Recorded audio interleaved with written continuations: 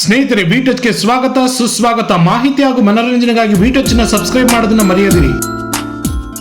ಸ್ನೇಹಿತರೆ, ವಕ್ರತುಂಡ ಮಹಾಕಾಯ ಸೂರ್ಯಕೋಟಿ ಸಮಪ್ರಭ ನಿರ್ವಿಘ್ನಂ ಕುರುಮೇ ದೇವ ಸರ್ವ ಕಾರ್ಯೇಷು ಸರ್ವದಃ. ಪ್ರಪಂಚದಾದ್ಯಂತ ಸನಾತನ ಧರ್ಮದ ಹಿಂದೂಗಳ ಹೊರತಾಗಿಯೂ ಪೂಜಿಸಲ್ಪಡುವ ಏಕೈಕ ದೈವ ಅಂದರೆ ಅದು ಗಣೇಶ. ಹಾಗಾಗಿ ಗಣೇಶನನ್ನ ಎಲ್ಲರೂ ಕೂಡ ಇಷ್ಟಪಡ್ತಾರೆ. ಕಿರಿಯರಿಂದ ಹಿರಿಯರವರೆಗೂ ಗಣೇಶ ಮೆಚ್ಚಿನ ದೈವ. ಗಣೇಶನಷ್ಟೇ ರೋಚಕವಾಗಿದೆ ಗಣೇಶನ ವಾಹನ ಮೂಷಿಕ ಅಂದರೆ ಇಲಿ. ಬನ್ನಿ ಸ್ನೇಹಿತರೆ, ಈ ಸಂಚಿಕೆಯಲ್ಲಿ ಗಣೇಶನ ವಾಹನ ಮೂಷಿಕನ ರೋಚಕ ಕಥೆಯನ್ನ ನೋಡೋಣ. ಗಣೇಶ ಪುರಾಣದ ಪ್ರಕಾರ ಗಣೇಶನ ನೆಚ್ಚಿನ ವಾಹನವಾದ ಇಲಿಯು ತನ್ನ ಹಿಂದಿನ ಜನ್ಮದಲ್ಲಿ ಗಂಧರ್ವನಾಗಿದ್ದನು. ಮೂಷಿಕ ರಾಜನ ನಿಜವಾದ ಹೆಸರು ಕ್ರೌಂಚ. ಒಮ್ಮೆ ಅವನು ದೇವರಾಜ ಇಂದ್ರನ ಸಭೆಗೆ ಹೋಗಿದ್ದನು. ಅಲ್ಲೊಂದು ಅಚಾತುರ್ಯ ನಡೀತು. ತಪ್ಪಾಗಿ ಅವನ ಕಾಲು ಋಷಿ ವಾಮದೇವನಿಗೆ ತಾಕಿತು. ಕ್ರೌಂಚನ ಚಂಚಲ ಮತ್ತು ತಮಾಷೆಯ ಸ್ವಭಾವ ಋಷಿ ವಾಮದೇವನಿಗೆ ಹಿಡಿಸಲಿಲ್ಲ. ಕ್ರೌಂಚನು ತನ್ನ ಮೇಲೆ ಚೇಷ್ಟೆ ಮಾಡಿದನೆಂದು ಮುನಿಯು ಭಾವಿಸಿದನು. ಅದರಿಂದ ಕೋಪಗೊಂಡನು ಮತ್ತು ಕ್ರೌಂಚನನ್ನು ಇಲಿಯಾಗುವಂತೆ ಶಪಿಸಿದನು. ಆ ಕ್ಷಣವೇ ಕ್ರೌಂಚನು ಋಷಿಯ ಶಾಪದಿಂದಾಗಿ ಇಲಿಯಾದನು. ಕ್ರೌಂಚ ರಾಜನು ಇಲಿಯಾದ ನಂತರವೂ ಅವನ ದೇಹದ ಗಾತ್ರ ಕಡಿಮೆ ಆಗಲಿಲ್ಲ.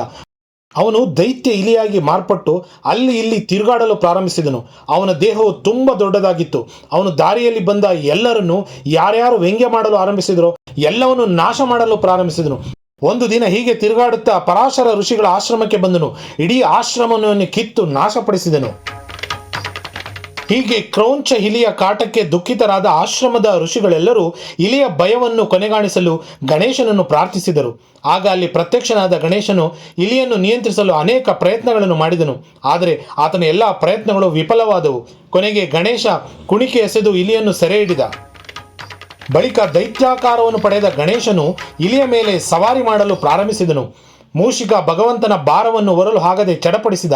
ತಕ್ಷಣ ಇಲಿಯು ಗಣೇಶನ ಕಾಲು ಹಿಡಿದು ಪ್ರಾರ್ಥಿಸಲಾರಂಭಿಸಿತು. ತನ್ನ ದೇಹದ ಗಾತ್ರವನ್ನು ಕಡಿಮೆ ಮಾಡಿ ತನ್ನ ಮೇಲೆ ಕರುಣೆ ತೋರಿಸಬೇಕೆಂದು ಭಗವಂತನನ್ನು ಬೇಡಿಕೊಂಡನು.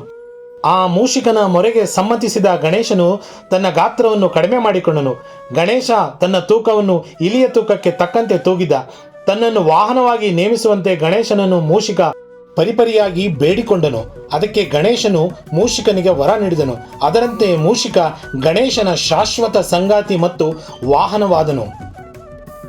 ಸ್ನೇಹಿತರೆ, ನಿಮ್ಮೆಲ್ಲರಿಗೂ ಗಣೇಶನ ವಾಹನವಾದ ಮೂಷಿಕ ರಾಜನ ರೋಚಕವಾದ ಕಥೆ ಇಷ್ಟ ಆಗಿದೆ ಅಂತ ತಿಳ್ಕೊತೀನಿ. ಮುಂದಿನ ಎಪಿಸೋಡ್ನಲ್ಲಿ ಮತ್ತೊಮ್ಮೆ ನಿಮ್ಮನ್ನ ಭೇಟಿ ಮಾಡ್ತೇನೆ.